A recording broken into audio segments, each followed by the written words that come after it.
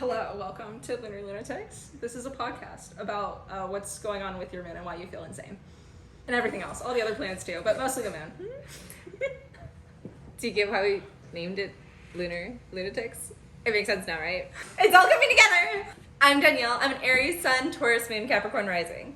I'm Brianna. I'm a Pisces sun, Virgo rising, Capricorn moon. Libra moons, I find, are fantastic at aesthetics, which I know everybody is going to say, but It's true. You need to look at like all the social media celebrities who do influencing, where like the aesthetics are a part of their job. They make money off of aesthetics. Libra moons everywhere. No, like I live with the Libra moon, and they're like they have a ton of art on their walls. It's gonna like have gold frames, plants, and bones, and it's just like it's really well. They know how to balance a space really, really nicely.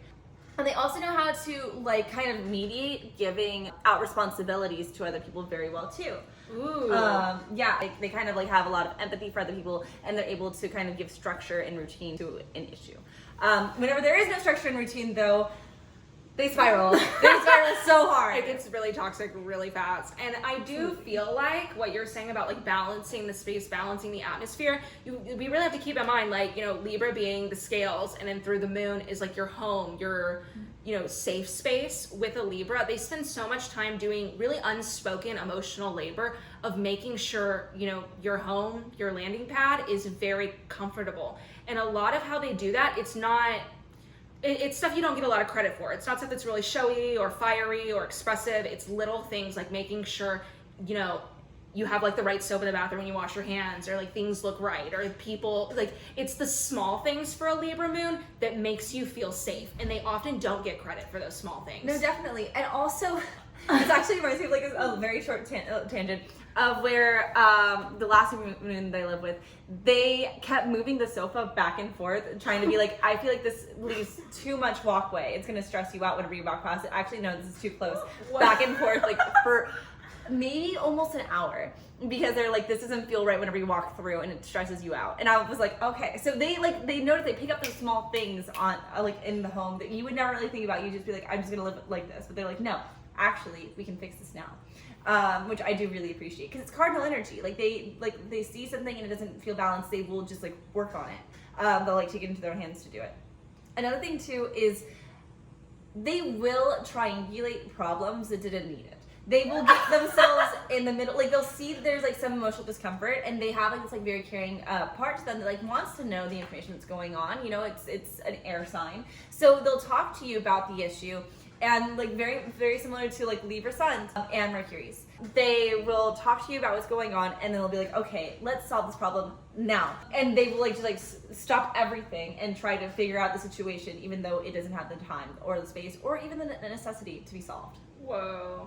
That's actually, I haven't thought about it that way, but it makes so much sense, especially thinking about myself, because I have my Mercury on the descendant. Even though it's in Aries, I feel very like Libra Mercury sometimes, where I'm like, no, we need to fix this. Yeah. It's unbalanced. We can't move on. Like, I cannot go on right now. No, genuinely, they cannot help themselves. Like, because like there is like this like Venusian like sixth sense to it. They can tell whenever something's going off with the friend groups, and they want to fix it. But it's like, wait, hold on. Like, maybe it needs to be given time for what the issue actually is at hand, because they can find themselves trying to solve a problem that doesn't exist and doesn't make any sense at all. Wow. Yeah, and it kind of comes off as like a self-fulfilling prophecy. Like, you can see a lot of Libra placements. I mean, Libra moon's what we're talking about, but Libra suns do as well, other Libra placements, where they can have like this overemphasis on things being imbalanced, to where they so hyperfixate on the imbalance that they make it bigger and bigger and bigger. Yeah. And so they like open up this like Pandora's box can of worms, trying to create balance. And it's like, maybe you should just not try to balance with people who are a mess. Food for thought. But so I think that a very similar thing that like Virgo and Libra have in common as the moon sign is they want to feel needed. They'll find people who have issues or problems, things that are not super pretty, to work on, so that they have something to kind of like do with their time and like have some reason to have that emotional labor. Yeah, absolutely. And another thing that Libra moons and Virgo moons definitely have in common is health issues that are connected from boundary problems. So with Virgo, it can more so be like trying to caretake or be like the nurse to people, where you're constantly trying to like give and give and give in a practical sense. Libra can get themselves into relational dynamics that are unhealthy, where they don't have parameters, they don't have direct assigned roles, and so that they become like overemphasizing the imbalance to where it literally takes over their life, where they could just not engage with that. I don't know. I agree. I agree. I felt like we've been kind of mean to Libra moons. No, I don't think so. Okay. No, we just we complimented their ability to mediate things, and that's true. They definitely are. You know, they're very pretty. They're very charismatic. They're really good at, I know I already said this, but decorating things. Yeah. It's difficult because I feel like with all of the signs and everything with astrology has so much to do with duality. So usually the gift is also the curse. And so with Libra, the gift is the curse. The gift is like the eye for balance, the like making sure everything looks good and making sure everyone feels good and making everything feel safe. But sometimes it's like this hyper attunement, this sixth sense for whether things are imbalanced or not is something that other people do not feel and do not have a sixth sense for. So they feel very isolated and alone in that, and they have to do extra work to mediate to make sure people are on the same page as them. And if they don't have that ability or that maturity, it can really eat them up and make them even more imbalanced. And then you get like the toxic Libra stereotypes. Scorpio moons. I know it's a bad for Scorpio moons. No, it's just like not a lot of people like, you know, can swim as deep as them. Like they have really, really dark, deep emotions, and it takes a lot to get inside a Scorpio moon's like heart. Like with the Scorpio sun, sure, like, you know, like there's like that level of like, whoa, mystique and mystery, and then there's like, oh, it's like fun and cuddly, and then it's like after that, then you get to the like deeper, darker, scarier things. But I feel like with like Scorpio moons, it all runs very deep. It's all very serious. Like whenever they have a good time, whenever they're having a great time. Whenever they're having a terrible time, they are like down in the dumps, depressed. Like it's like you can't see past that isolation. When they're like, you know, flirting with someone, they are in love. Like it's just like it's all very Plutonian. Yeah, Plutonian, and I think like that's a significant thing about Scorpio placements in general is wherever Scorpio is in your chart, you have a lot of death and rebirth and often a transformation that doesn't feel like you have complete control over it. Scorpio has a lot to do with where you're connecting two things and becoming one, or merging two people, or merging two like resources together. So the irony is when you're doing these transformations, oftentimes they're triggered by other people or other events that are external to you. So Scorpios can often feel like they're beholden to transformations that are outside of their control. And to have that be your emotional world is like other people are, you know, holding the keys to a transformation that could be the life or death of you is a hard place to be. It makes you very, very powerful and a very emotive and deep and sensitive person that I don't think a lot of people have the bandwidth for. No. But it's a mission, definitely. No, 100%. And like the relationship with the mother is very interesting from what I've experienced with people who have Scorpio moons. It's like there is definitely like a caretaking role that the mother has, but also like an isolation, and like there's like this like incompatibility of like where they stand emotionally. Like there's just like this pull like of like they both really, really want to like be connected, but it's very hard for them to find that connection. That's what I've experienced. Yeah, I think because it's, you know, if you think of it as Mars ruled, it can be similar to the Aries moon where the home can be very combative and assertive, but it's different with the Pluto influence because then you have a secretive aspect. An Aries moon family is just in your face and doesn't care. A Scorpio moon family will be more in your face in private, but not to the public. So you'll have an experience where it's like your mom's one way when you're at home, but when the friends come over, she's like a different person, which could have varying degrees of toxicity. Oh, for sure. But there tends to be, with Scorpio moons, be an imprint in their family of having to be secretive or having to uphold some secrecy for somebody else. Like you have some vulnerable, emotive information about somebody that you can't share with other people. And maybe that's like something you shouldn't know as a child, but you do, and now you feel responsible for it. Yeah. No, I definitely agree with that. I'm trying to think of anything else that I have to say about Scorpio moons. I don't know a lot of Scorpio moons. I'm unworthy. Well, it's an opposition to your moon sign, so it would be very intense, I'm sure. Oh yeah, It would be a lot. Yeah, no, I'm not ready. I actually really enjoy Scorpio moons, and I feel like they're very, very deep. Mm-hmm. And I prefer people who are not afraid of diving in. It is, like a stinger, like if you're thinking of a scorpion, whenever they like get in, it's like when they have a difficulty opening up because in order to pull out, like how are you going to pull out of that situation without like taking out wreckage or flesh with you? That it's that intense, that serious, that focused with intimacy. And so I respect it. I get that it's hard, but like if you have something heavy going on, not only will a Scorpio moon keep a secret for you, they'll hold space for you and be very sensitive about it. Yeah. I mean, there's toxic people, and I feel like everybody's gonna go like how toxic it is because it's a fall placement of the moon. And it's hard, but I do think there's like beauty and like an extra pot of gold for the detriment and fall placements because you have to work for it. Like that's the thing about them. I don't feel like people understand is that domicile is nice, but when you have a detriment or fall placement, doing things the way everyone else does them doesn't work for you. So you get forced to do things differently, which could actually be the empowering thing for you in the end. I love that. Really worried about this taking forever, but it's actually going like this. No, we're on a roll. But you like fucking killed that Scorpio moon one. I was like, I can tell you these things, and I was like, okay, now I don't have much to offer. But no, Sagittarius moons. Let me tell you, I know a good amount of Sagittarius moons. Usually they work in the food service industry, which let me just say, if you know, you know. But very fun, very exciting, very jovial. Like they know how to have a rockin' time, and they know how to make everyone else feel the same way too. And it's very lighthearted, it's very fun, and they have like this ability to like just like not take life in general too seriously. With a lot of Sagittarius moons, they definitely come from a really hard background with their family life. And from that, they kind of like learned how dark and serious things can be, but also how to bring light into those serious, hard situations. But at the same time, the issue that arises with a lot of them is they don't know when it's time to be serious. Yes. Oh man, it's interesting because I feel like people would assume that Sag moons constantly are just like super happy and everything goes well for them. And even be like Jupiter roll, it's like, oh, your family's amazing, but you would be surprised how many Sagittarius moons deal with very difficult home lives.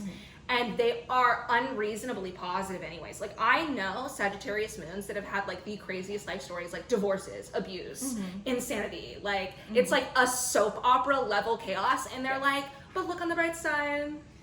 Let's go shopping. And you're like, girl, are you okay? The answer is no. The answer is no. It's like this, almost like this like running kind of vibe, like a shark swimming. Like if a shark stops swimming, they will die. They will drown. They will die. And so I feel like that's the way that a lot of Sagittarius moons can feel. So they're very active people and have like really large friend groups and just on from one thing to another to another to another. But whenever they slow down and you talk to them, they're very serious and are very deep and have like a lot of wisdom and guidance to offer through like their backgrounds. Like you think that they're not picking up on things because they're running so fast, but they're taking in a lot. Yeah, that's so true. I feel like with Sagittarius moons, also to some degree Pisces moons, there's some different ones where I see this, but I see adoptions a lot with Sag moons. Okay. Because then the family, because if you think Jupiter is someone outside, like it's like faraway travel or cultures other than yourself. Sure. So you'll see Sagittarius moons. You know, growing up in families where there's a lot of different culture, like there could be a culture shock situation or, you know, vastly different cultural experiences, or they literally adopted into a different culture than themselves. Or I also see it where they end up having to go outside of the home to find their family. Yeah. So it's like they go out to their friend groups and that becomes their family. Like they're looking, it's a much bigger scope. So you actually see this very warm, inviting, familial feeling with them, even if you're a friend. And it's because they're used to having to look to people who are not like themselves for family. Yeah, I could totally see that. However, something that I do find with Sagittarius moons and also with Gemini moons, there can lead to a addiction of escapist behavior. Like definitely, like they need to have like their mind stimulated or slowed down, and like so they'll end up being like going out and drinking a lot, doing other extracurricular activities, things like that. And but more so like with Gemini moons, I find that they have an easier time being like, okay, so this is for this time and place and whatever, and then now I am gonna go out till 3 a.m. However, I'm gonna be able to go and get to work at 7 a.m. Sagittarius moon will be like, fuck it, I'm having a good time right now, and I can just like, you know, face the repercussions of my actions later. And then sometimes I don't, like, honest to God, like Sagittarius moons, they can get away with murder with that, and so it can take a lot for them to kind of like have that like time where they come to Jesus, they slow down, they take in the deeper, darker aspects of themselves and kind of face it. It can like, it'll catch up to them a lot later. Yeah.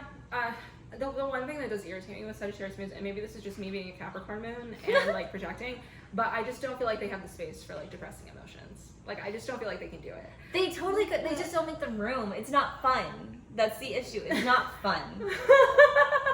I'm like, every Sagittarius moon, like they're so into it until you're like, man, this difficult thing happened to me, and they're like, damn, that sucks. So you want to go out to eat? Like, what are we doing right now? Like, no, literally though.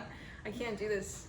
No. I feel like for a Sagittarius moon, the biggest trigger is complaining. People that complain. Oh my god. They can't. Yes, that's true. That like with any Sagittarius, sun, moon, or rising, toxic positivity. That is definitely something that like they have an issue with, is like having to be positive all the time. And it's like, it's okay. You can be sad. It's good actually. I give you permission. You can be sad. Sagittarius moon. Oh my Capricorn moon. I'm a little concerned, guys. This is my moon placement. I have a lot to say. Where do we start? Where would you like to start? If you let me, I'll spend 20 minutes on this sign, so you're gonna have to cut me off. Cool. My best friend has a Capricorn moon. I actually have nothing but love and respect for Capricorn moons. These people, they're going to be a little bit more like, I don't need to feel my feelings unless there's a financial reason to feel them. Every time they have a feeling, they see it, they're like, okay, does this have any value? And then they're like, no, it doesn't. So then we tuck it away into a drawer, a lock, key, chain, everything. And then they're like, we'll address that whenever we need to. It's kind of like this, like, it's so crazy because it's like a self-invalidation of their own feelings. And then they'll be like, okay, actually, I'm feeling really moody right now. I think I'm going to be able to create something or do something or have this drive me into a direction so we can open it back up again. It's almost like weaponizing y'all's emotions, like for yourself, for your own needs. That is exactly how it works.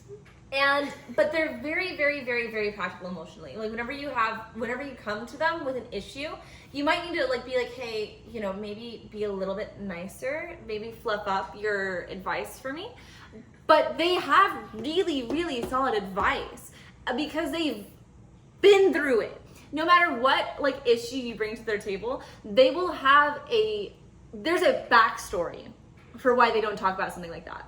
Like they've been through a lot of things, so they're able to give you a lot of wisdom and guidance through something by trial and error from themselves. But it's really lovely. That is my start. I have brought up this before in a TikTok video where I said that the perfect explanation of Capricorn moons is a Mitski lyric. What was the Mitski lyric? I was so young when I behaved 25, but now I find I've grown into a tall child. That is the lyric. So, and this is difficult because it's a Saturn ruled moon and Saturn slows everything. So any placement that you have Saturn on, that is your late bloomer aspect, and you just don't get access to it when everyone else does, which is incredibly frustrating. It's not the worst thing in the world because usually you end up with a much higher proficiency in that field, that area, than other people do, but you have to work for it and you always show up late. Like, it sucks. So when it's the moon, it's hard because it's a lot of family karma, a lot of work with the family, and then a lot of emotional stuff. So number one, we don't emotionally process quickly at all. It takes us a really long time. And then usually you'll find a kind of authoritative pressure in the childhood where we're not allowed to admit that we're not emotionally ready for certain rites of passage. You must pretend to be 25 when you're like 8 years old. And if God forbid you admit that internally you're not 25, that like you'll have situations where you'll get strung out to dry. And it can be in situations that are really apparently benign, where everybody does love and care about you, but maybe there's just not resources for them to do anything about it. Like maybe they don't have enough money to prioritize that. And it's not malicious. It's not like your mom or dad is out to get you. I mean, there definitely are Capricorn moons where like there is malicious stuff happening. Oh yes. But a lot of them, it's not. It's just like the chips have fallen where they may, and I don't have the resources to give you what you need, even despite my best intentions.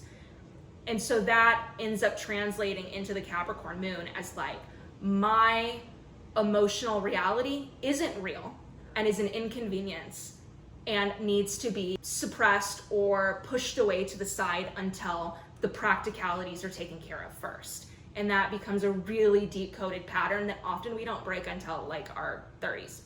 I'm not even in my 30s, but like. See, and that's another thing too, is that you'll see a lot of Capricorn moons being really, really hard on themselves. Like just like being like what you just did there. You're like, oh yeah, no, I haven't even begun to like reach like that like level of like emotional maturity.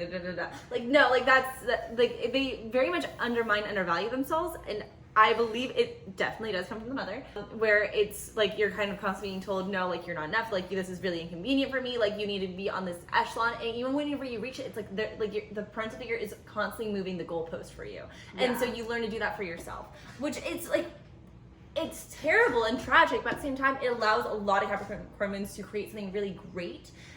But I don't know if they ever come to really appreciate what they've accomplished, which is really upsetting.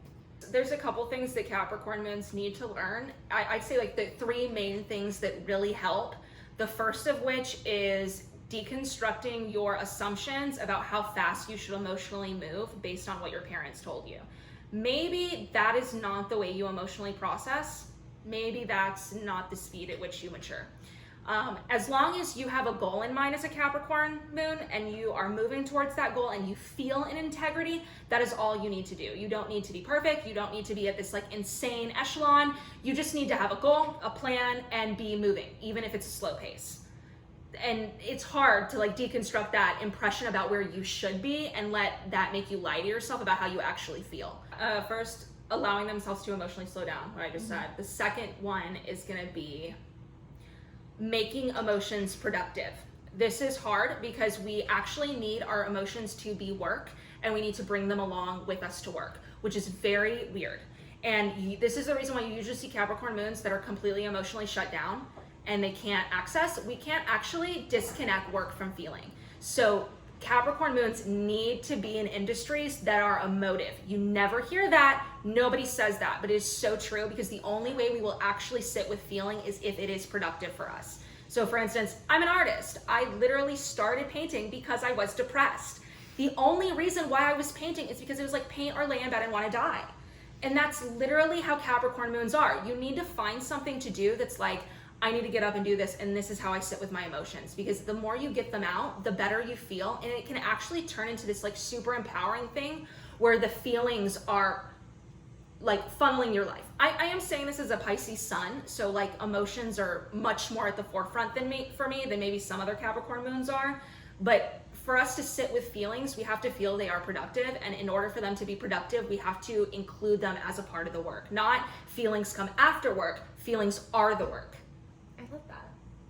I don't remember what my third point was. I can't tell you. So this has been really sad for Capricorn moons, I'm not gonna lie. So I want to add a little bit more like happiness into there.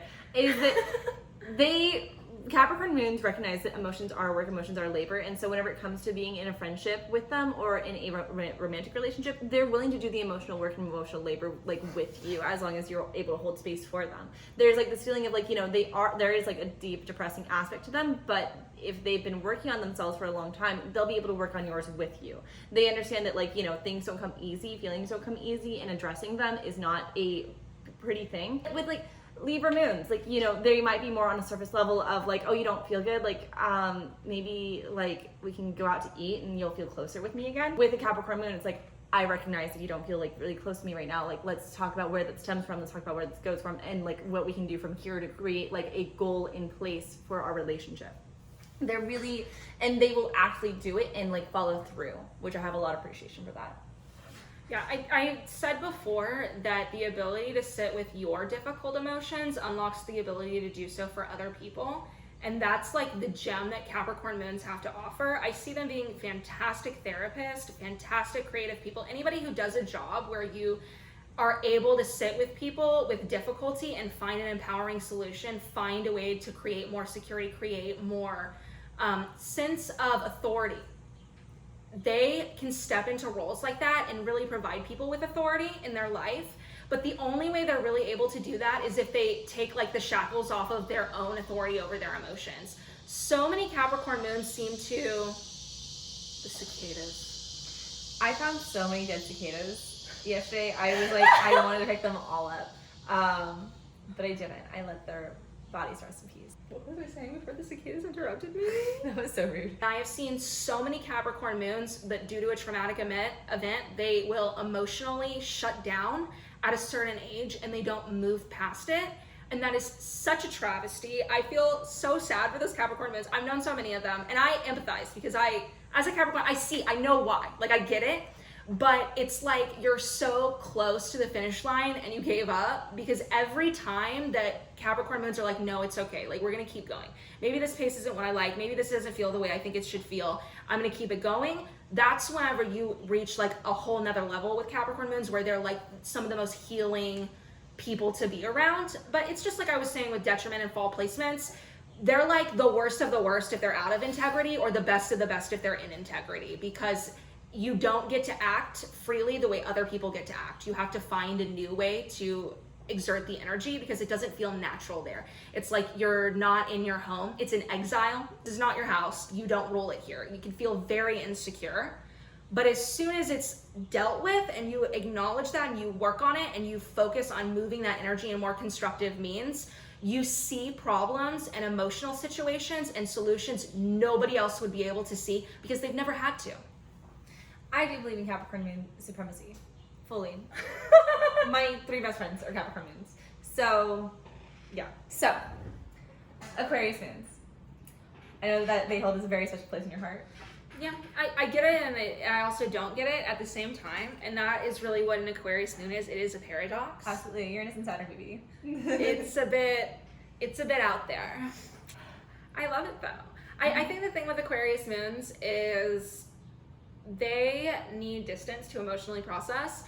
Similarly to Capricorn moon, like where we're talking about Saturn moon takes time, it's a slower processing speed. Aquarius moon is very similar, but it's an air sign opposed to an earth sign. So with Capricorn, there's more of like a practical integration that's happening.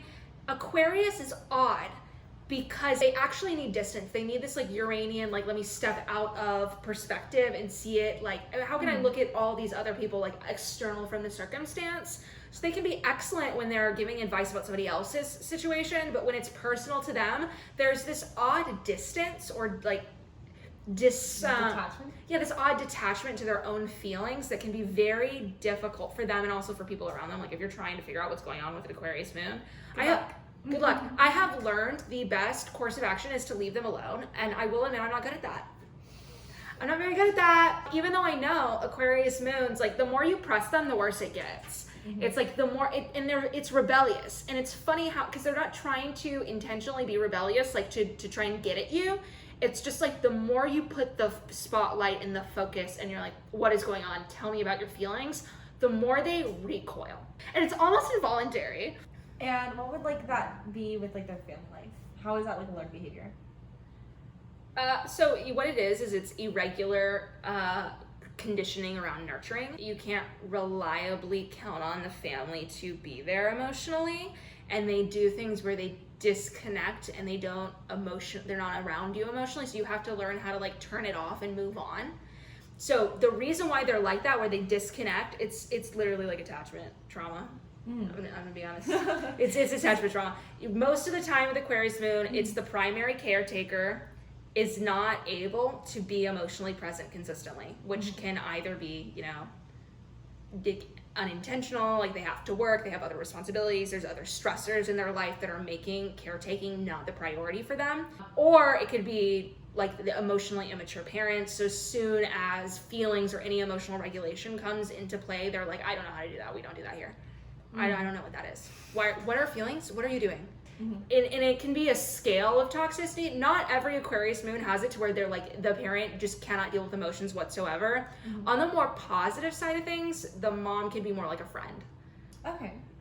No, and like, how do they usually like get their emotions out? Do they need like that detachment, things like that? Would like, I feel like music is a really good escape for Aquarius moons. Oh, this is a whole theory. This is a whole bit I have. Okay, so I have a thought that Aquarius moons have the weirdest music taste. Nobody has a weirder music taste than Aquarius moon, except maybe a Pisces moon, but Pisces moons are... It's more ethereal. No, it's more depressing, okay? Aquarius moons is actually fucking weird music. Pisces moon is concerning music.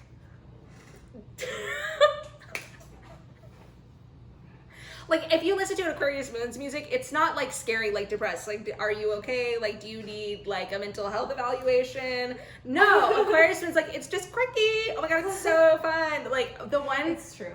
Okay, so like Aquarius moon music is like We Might Be Giants. I don't know that one. I'll play it for you and you'll understand. Thank you. Aquarius moons, comment your favorite song down below. But they do have like the most eclectic, weirdest music taste, and honestly some of the best music taste, but it is unhinged. It is really weird. Not in a like mental health, weird, uncertain way, just in a this is really fucking odd. The aliens of the zodiac. Yeah, no, literally, like how they can appreciate different music, they appreciate different expressions of emotion. They're actually very, very open-minded people, which is not something you would get off of first glance because they do seem very Saturnian. Like it's a Saturn moon, so your first impression of them is they seem very closed off. That's very there's a very common. No, definitely aloof for sure. They have a very weird way of expressing their emotions. They may not do it in a normal way. However, I'm just trying to chill. You know how you're trying to feel and you keep drawing a blank? Yeah. That is Aquarius moon energy. You're in it. That's it. That's it. You're like, what are feelings? I am channeling. Like you're trying really hard to reach in there and find the feels and you can't find them. Thank you for the life vest you just threw me. That is every Aquarius moon's life experience. You're gonna have to comment and tell me. Do you ever sit there and you're like, how do I feel? How do I feel? Oh my God. What am I feeling right now? I mean, we talked about Uranus, but you know, Saturn is constrictive and it slows the maturity down. So similarly to Capricorn moons, they can have a much slower process of feeling into the feelings and figuring out where it's coming from and how to move on from it or how to integrate them. It's just not, it doesn't come the most naturally to them, which I think can get taken the wrong way as if they're not emotional or they don't have the capacity to feel into people or they're not empathetic, of which they absolutely are. I mean, Aquarius is a humanitarian sign, so it cares so much about people. Like Aquarius moons are one of the people who care the most about injustices. Like they really notice when their friends or peers are being taken advantage of. I think more so the disconnection is with their own feelings, and that's where it can get frustrating dealing with them, is if you're sitting with an Aquarius moon and you're like, how do you feel? Like they're acting fucking weird. And you're like, we gotta talk about this. And they're like, nothing, I don't know. Everything's fine. Actually, it's just like a gray blur and I can't define what the gray blur is. And I'm like, I know, but I can feel it. Maybe that's me being a Pisces, but I'm like, I can feel that you're upset. How can you feel? How do you not know? I'm confused. They're like, if you're confused, I'm confused. And that's the Aquarius moon experience. They don't have a problem with people emoting differently. That's one thing I really appreciate about them is they understand what it's like to have difficulty processing emotions or feel different about their feelings. Their feelings feel alien to them. But I do think that has something to say with the open-mindedness and the ability to find space for other people's emotional expression, even if it's weird or different or unusual. Pisces moon. I love Pisces moons. They're so sensitive and kind, and they will murder you for your own good. 110%. Piranhas. Pisces moons are piranhas. Whoa. Or jellyfish. I'll go with jellyfish. Interesting. Yeah, no, they're very hypersensitive to your emotions. They'll go with the flow with it and leave so much space for you to like have your feelings, but they definitely need that same space in return because it's like a flood. It is so intense, the things that they feel. They like are like engulfed in it, and it's just it's a lot. You guys feel a lot of emotions very deeply. I also, they have to be the most dehydrated people because the amount that they cry is a lot. I think it's also because they're the psychic sponges. of all of the moon signs. 110%. So we need to just give a moment of recognition to every Pisces moon out there, because this is rude. This is gonna come off mean, but it's the truth. So you're just gonna have to deal with it. And it's the fact that Pisces moons get the difficult job of cleaning all of the emotional gunk and residue off of the world. All of the shit you leak out that you're like, oh, I don't want to deal with that. That's a Pisces moon's problem. And nobody understands. It's like the fish at the bottom of the ocean that clean the bottom of the ocean. Like, everyone's being mean to them, but they're actually making sure your ecosystem is okay, and that's Pisces moons for you. Because every feeling, every little thing, they're absorbing into themselves and taking it as their own. So there's extreme amounts of work that every Pisces moon has to do on boundaries, on making sure they can cleanse the space, cleanse the, like, let things go, purge it out, because they inadvertently accumulate and take on other people's emotional baggage, other people's psychic residue, which is very frustrating because oftentimes you're picking up on things other people are not aware they have. Oh no, for sure. And like, they make the best lie detectors. You cannot go it over. Like, you might be able to lie to a Pisces moon, but they will know something's wrong and it'll keep them up at night. Like, they will get a dream about what you did wrong, and then they'll be like, they'll come to you and be like, so why the fuck did you steal that from me? Like, it's crazy. It's crazy. I have made a video about this before, about the story about my mom. My mom's a Pisces moon. Oh my god, yes. Her mom's a Pisces moon. We are very qualified to have this conversation. Absolutely. But my mom, she was having these nightmares and all these dreams where spirits were coming to her telling her that my dad was lying. My dad was stealing. And so she wakes up, you know, in the middle of the night next to him, to the spirits being like, here is all the things that he has been doing, spelled out. So she wakes this man up and she's like, I know all your secrets. You've been here. You've been doing this. You've been lying about that. And my dad is like, what the fuck? Who told you? The spirits did. And that is a Pisces moon for you. They are all witches. They are all very scary, and they seem subtle. They seem very soft. They seem very long suffering. They seem like they wouldn't be getting all this intel on you, but they are. They just have empathy for you. They feel bad, so they're not gonna come at you right away. That's literally it. But they know everything. They do. They know things they don't want to know. You know, like, they are willing to, like, let you do your shit, and they will be there for you for a long, long, long time, and until they're like, you know what, I can't do it. I can't. They have to run every fantasy by until there's nothing left for them to dream about on, like, you changing, and then they'll be like, okay, I'm washing my hands in this situation. I can't do anything else. I think it's also, like, difficult to disconnect because, like I was saying, they are, you know, this psychic sponge that, you know, sucks up everything and absorbs it into themselves. And it can be like this beautiful attribute where they can feel into you and see exactly what you're going through and offer emotional solutions for things. But they have to learn not to link into people who are not responding to the solution. They just want a martyr to clean up the mess. It's like, just because you're good at cleaning things up doesn't mean you're supposed to be the, you know, thing at the bottom of the ocean cleaning up the shit. And so I feel like that's a rite of passage for Pisces moons, where they have to learn, like, just because you're good at feeling other people and healing people and seeing into their potential doesn't mean you're responsible for it. I guess we haven't really talked about their home life. Yeah. So with Pisces moons, I see either A or B. A, they're the favorite child. They listened really well. They did what they were told, and, like, they were really close to the mother. Or they were parentified. They had to be the mother. They had to be the nurturer. They had to do a lot of emotional labor for the mother in their life. Totally. I do see a lot of enmeshment trauma with Pisces moons, with the martyrdom thing. Usually the mother is making a sacrifice in the family that is really unhealthy, and it can be a scale on what kind of sacrifice it is. But you usually see, ironically, it's like the mother of the Pisces moon has this weird sacrificial lamb vibe, that they're doing things, so they're almost coded into this codependency trap. A lot of times I see the codependency issue with Pisces moon is something that's carried on the mother's side of the family. and she doesn't. And it depends. Like, she could be martyring herself. She could be like cutting out feelings and making it the Pisces moon's problem to process all these feelings for her so that the family can continue on. It could even be a scenario where the Pisces moon child itself is the sacrifice so the mom can get what she wants. There's a lot of different iterations of how it could happen, but usually there's a codependency problem with the mom where there's no boundaries between mother and child, and the point where there's supposed to be like a let you go, like you can flee the nest now. It's like the mother doesn't know when to let go. She doesn't know when it's time to release. So there's this underlying codependency issue with relationships where they don't know when it's time to like stop being the sponge. And a lot of it's an impression they got from their mom, unfortunately. Like, it's not really them doing it intentionally. They're just used to that's how love is looking like. I would say like growing up with a Pisces moon mother, they always have this feeling of like, I need to protect you from like the big bad world.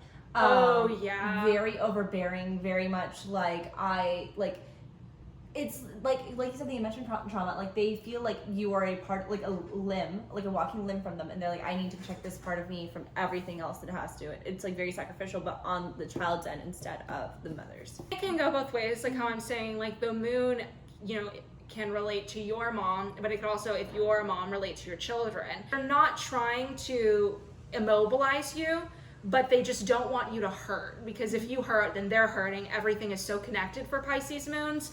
A lot of times it may feel like they're being controlling, but they're actually seeing how you're feeling as a part of themselves. Yes, and that's exactly what I was trying to say. Yep, and they're trying to mediate that before shit hits the fan. Yes. And especially if they've had codependency in their childhood, they don't know how to healthily navigate that and can fall into the same trap with you, even if all of their intentions are the purest. Really love Pisces moon friends. They're really, really kind.